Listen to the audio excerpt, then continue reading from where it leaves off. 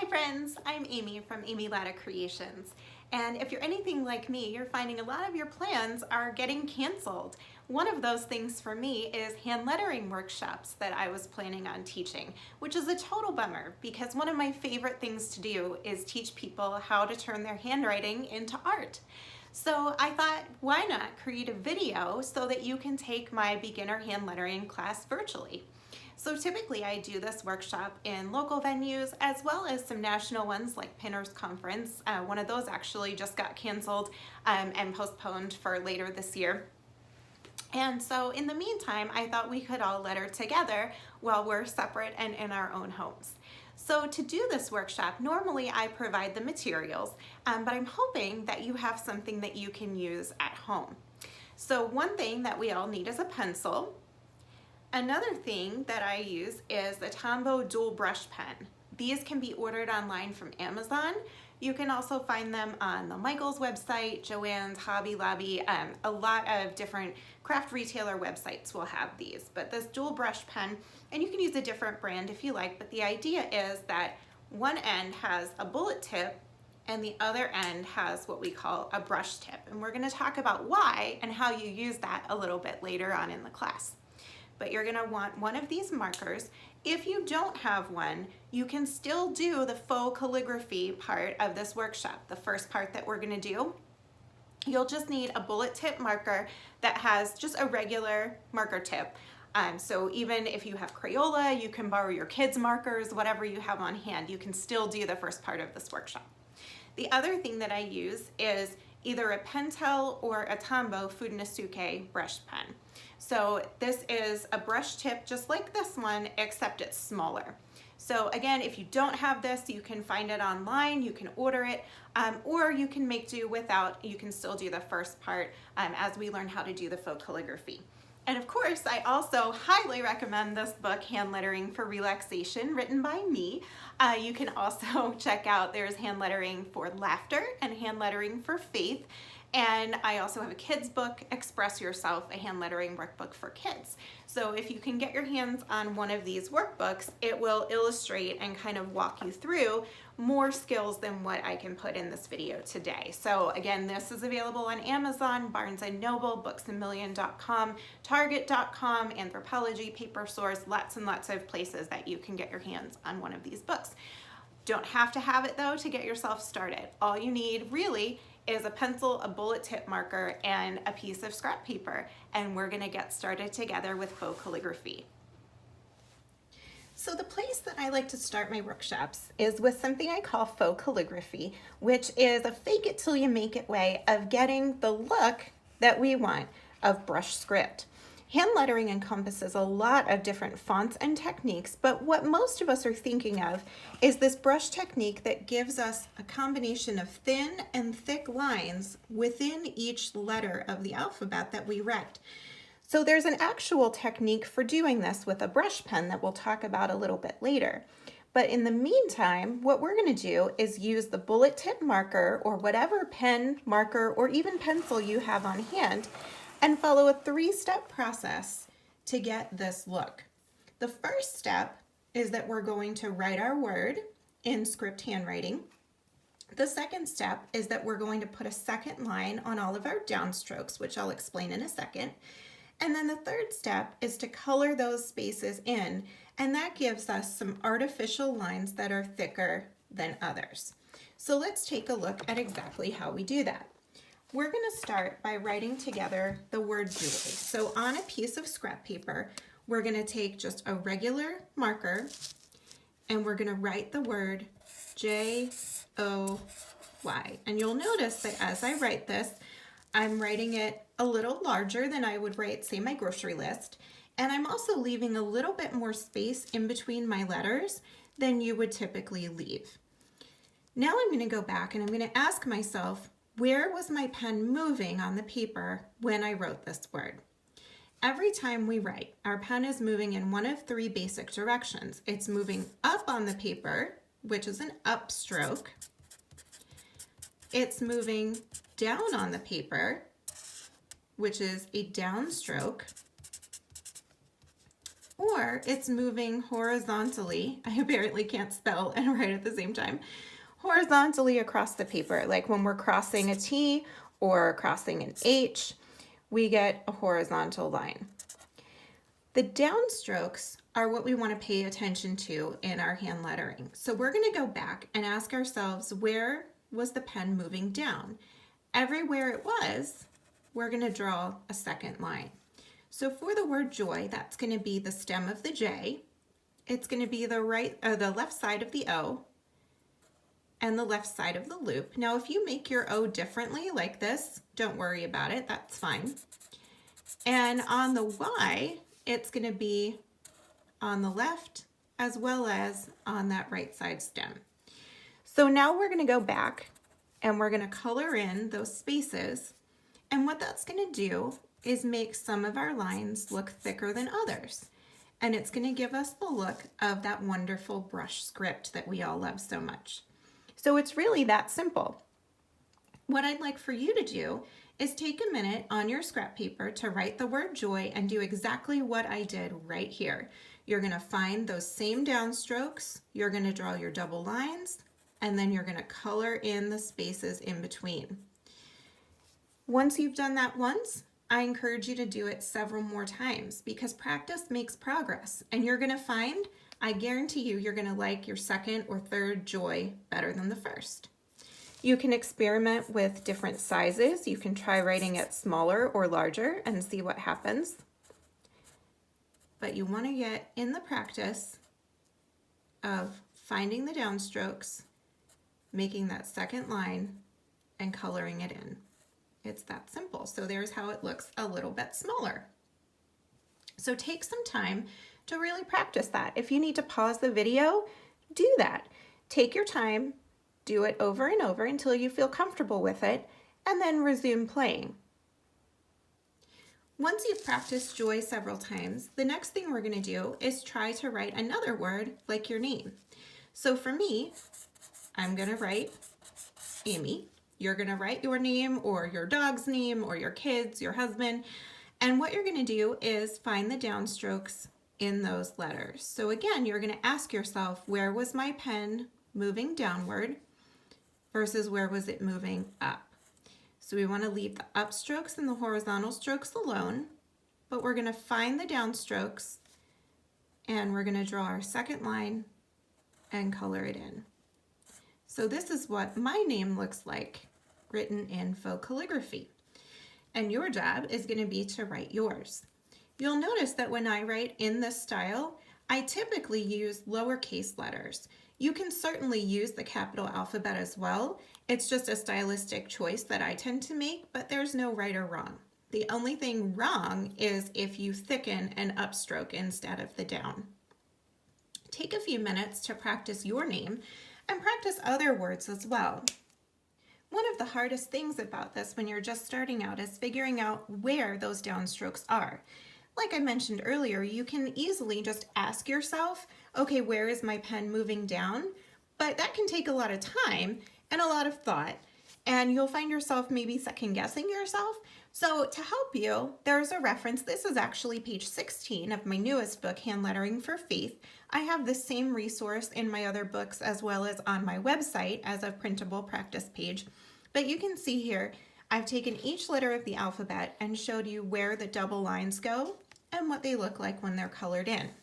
Feel free to pause the video here and use this as a reference as you're practicing your name and other words like love, fun, spring, quarantine, whatever. Go ahead and pause, take a look at this as a reference, and let it guide you for where the thick strokes should be in your faux calligraphy. Remember that we said practice makes progress, so you'll want to have your practice sheet filled with letters and words that you've written using this style. This is helpful because, first of all, it's a great way to fake it until we master the actual brush script with a brush pen. The other reason this is helpful is that if you want to letter on other surfaces where brush pens don't stick, this is going to be the way that you need to do your hand lettering. For example, here's a flower pot that I recently created. I used paint marker to write "I will survive" on here because I'm a notorious plant killer. You can see that I did faux calligraphy here, just what we practiced, and added a few accent lines, dots, and stars. But the reason why I couldn't use brush pen is because brush pens are mostly water-based and wouldn't stick on a ceramic base. Paint pens, an oil-based paint pen, will, but they only come in bullet tip, like the kind of marker that we were practicing with earlier.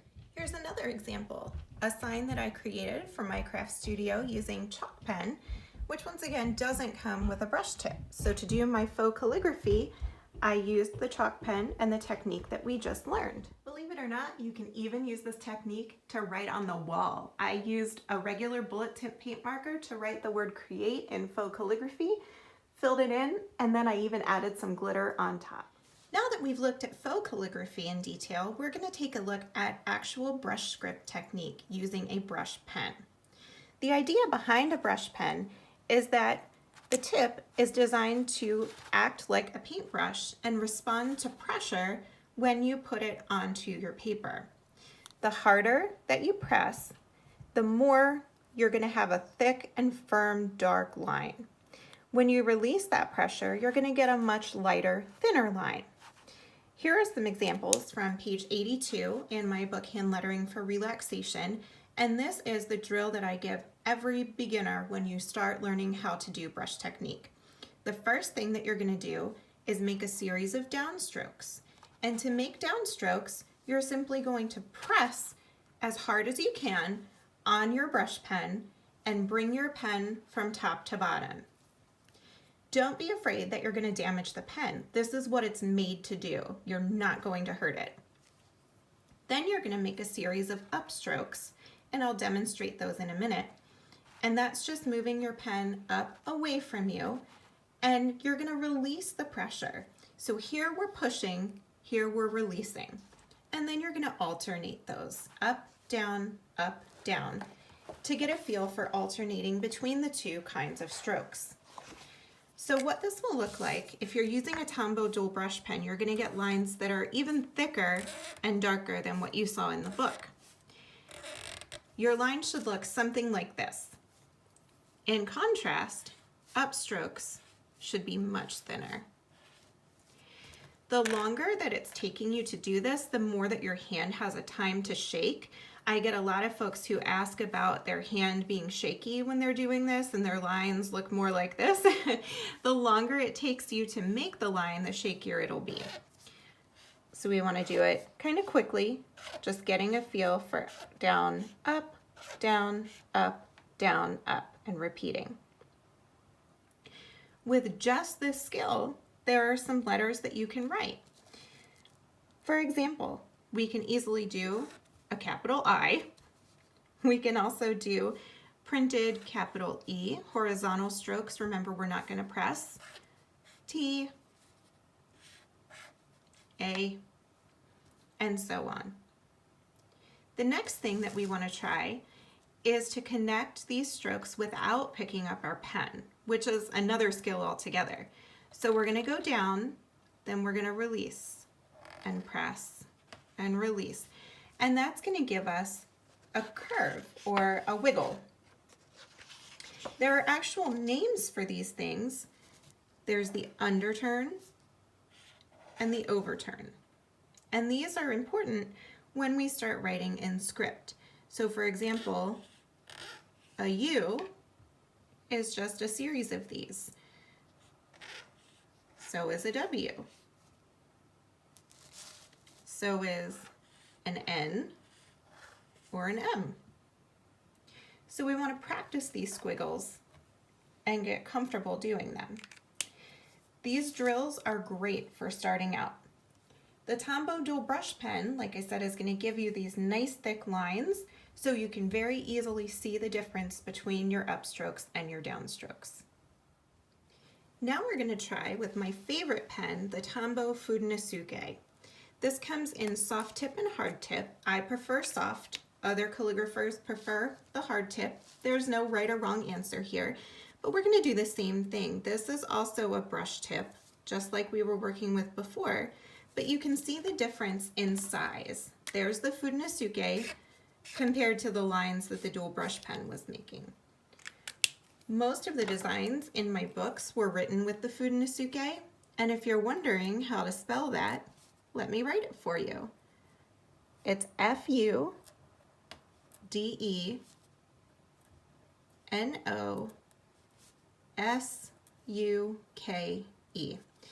Now, I don't promise that I'm saying it correctly, but I do promise I'm spelling it correctly. So if you're looking to buy one of these, you can put this into Amazon and you can find the tool that you're looking for. This is a great pen. Most of the folks in my workshops find that they infinitely prefer this one when they're doing their brush lettering to the larger one because it gives them a sense of more control.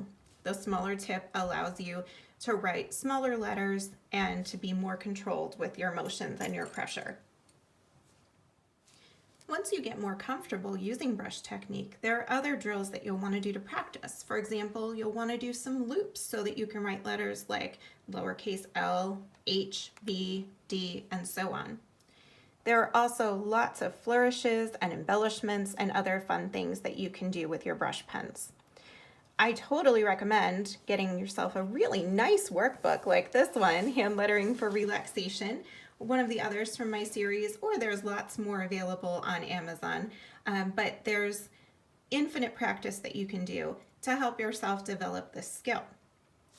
In addition to the brush script and the faux calligraphy, the other thing that I like to show folks in my workshops is a variation on printing that you can use, because if you notice, most of my designs, like my book covers and the things I share on Instagram, etc., I combine different styles. I do print and script together because it's visually more interesting than doing all the same thing.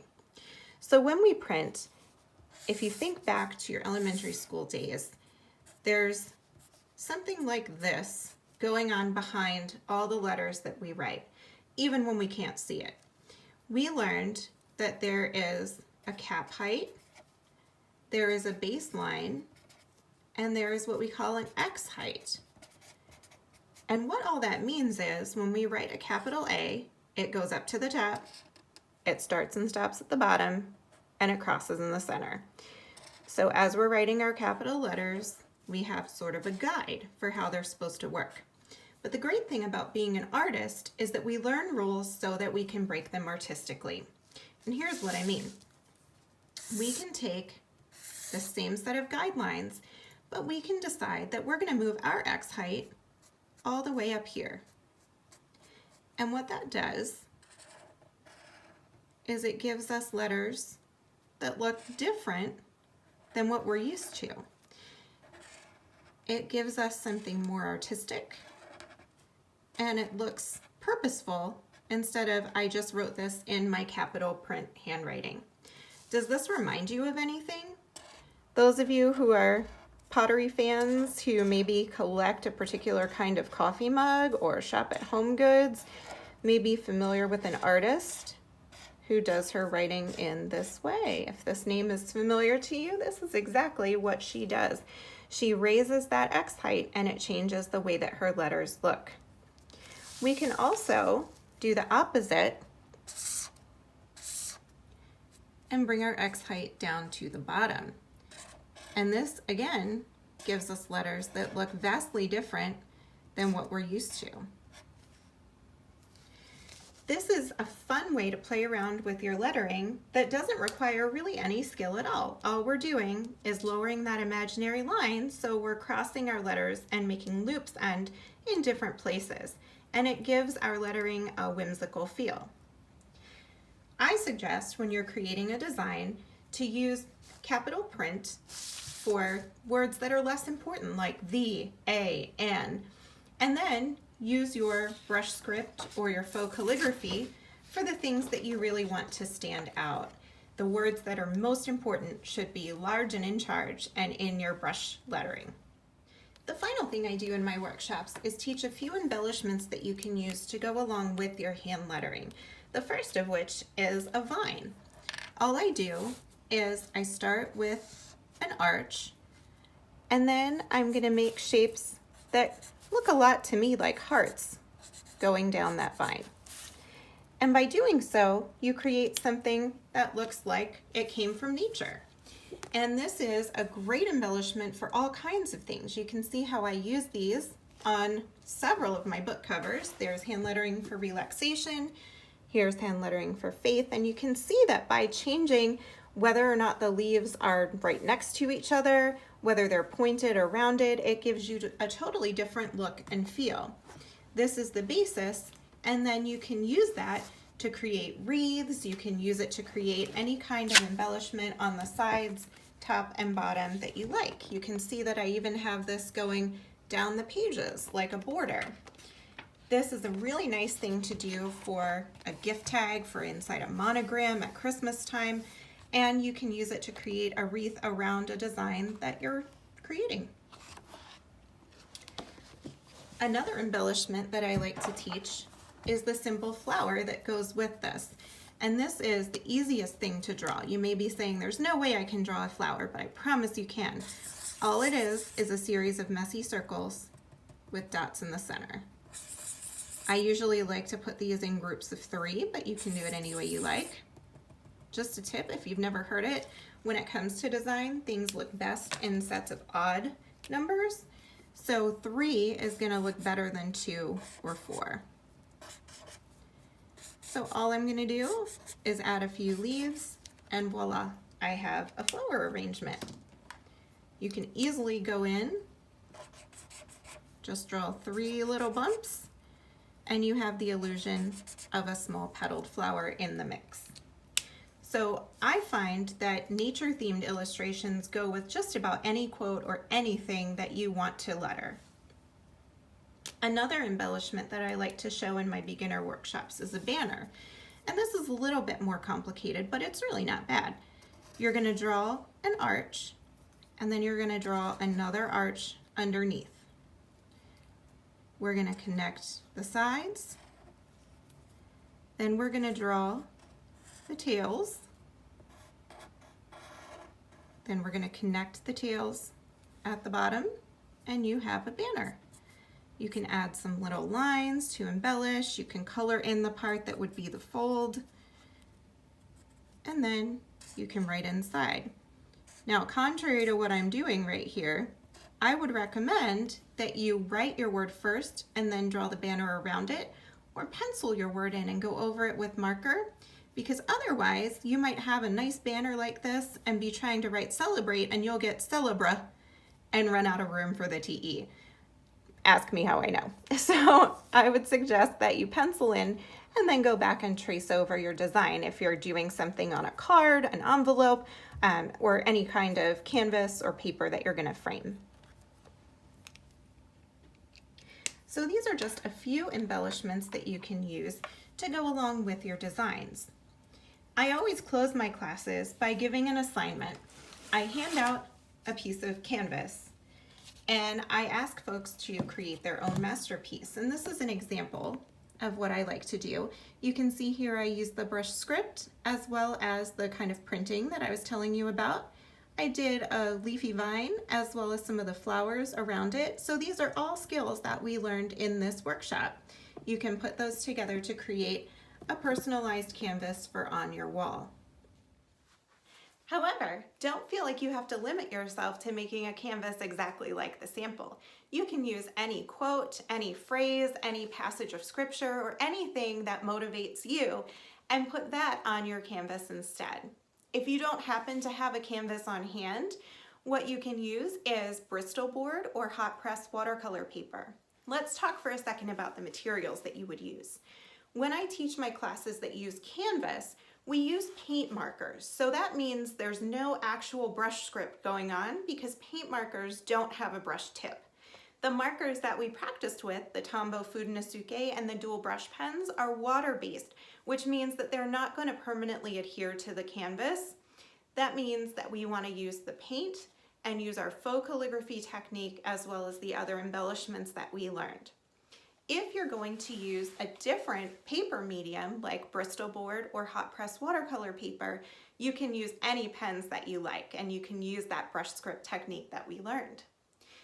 Hot press watercolor paper is different than what you may be thinking of. Standard watercolor paper, if you've ever used it, you know that it has a texture. It's a little bit bumpy, and that's a problem when we're trying to keep our writing smooth, even, and neat. So hot press watercolor paper has been specially processed and it feels a lot like cardstock. It's very smooth. So that's why if you're going to use that, you want to look specifically for hot press watercolor paper. Bristol board is another good option that you can use, and they're at about the same price point, available on Amazon as well as craft store retailers. So what I always leave as a challenge at the end of my workshop, and I wish, friend, that I could be teaching you in person, because my favorite thing is seeing what people want to letter and helping them to lay it out in design format. But the challenge is to take something that's meaningful to you and create something that you actually want to display in your home. I always make my students start out with a pencil. Remember, that was our first supply, and a piece of scrap paper, and we plan what the design is going to look like. To get things centered, you can fold that scrap paper and find the middle, or you can use a ruler or something else that you have to measure, and you can mark the center of your paper and draw yourself some guidelines to keep your lettering straight.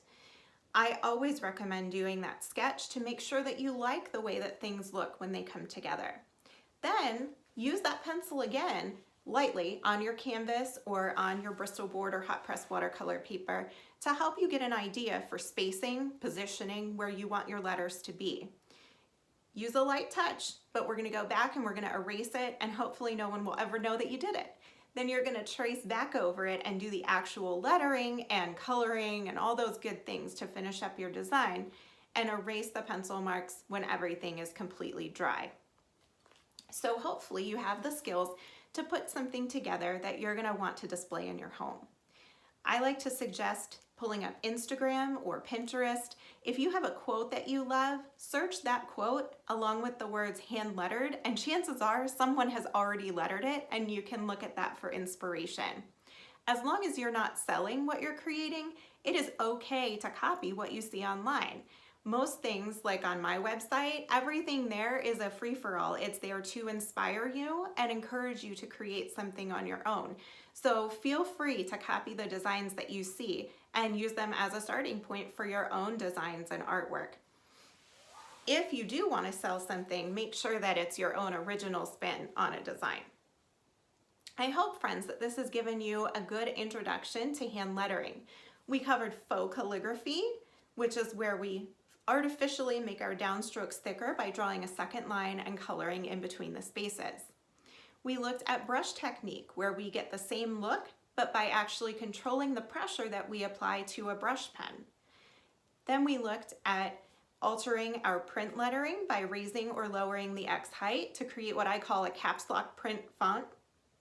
And we looked at embellishments, natural things like vines and leaves, flowers, and a little banner to keep things festive.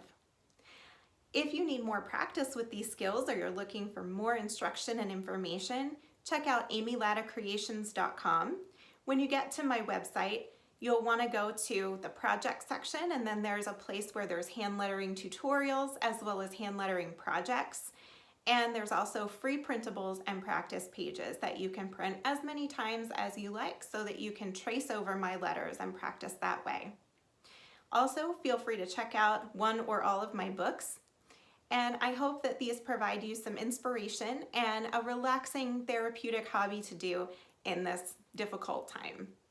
Thanks, friends, and I'll see you at amylattacreations.com.